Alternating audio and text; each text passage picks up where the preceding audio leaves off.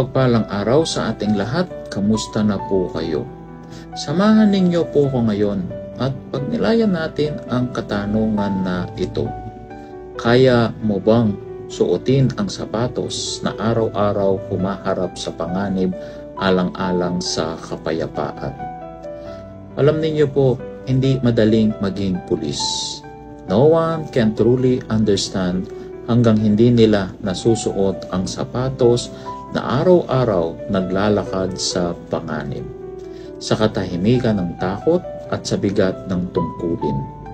Behind that badge is a person, taong may puso, may pamilya at may pananampalataya na kahit hindi nakikita, patuloy ang paglilingkod. Minsan tahimik lang sila, pero sa likod ng katahimikan ay tapang at sakripisyo. It's not a job, it's a calling, a daily choice to serve even when it hurts, to protect even when it costs. Ang bawat hakbang nila ay hakbang ng pananampalataya, ng sakripisyo at ng tahimik na pagmamahal sa bayan. Sabi nga po sa Matthew chapter 5 verse 9, "Blessed are the peacemakers, for they will be called children of God."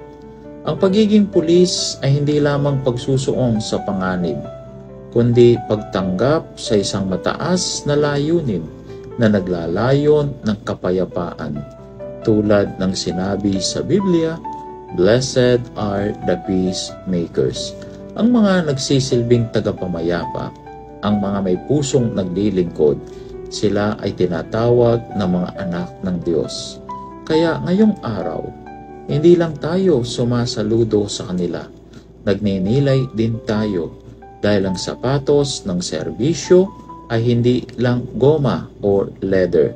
Ito'y gawa sa paninindigan, dangal at panalangin. At lagi po natin tatandaan na sa bagong Pilipinas, ang mitihin ng ating mga kapulisan ay ligtas ka. Muli po sa mapagpalang araw sa ating lahat, and may God bless us all.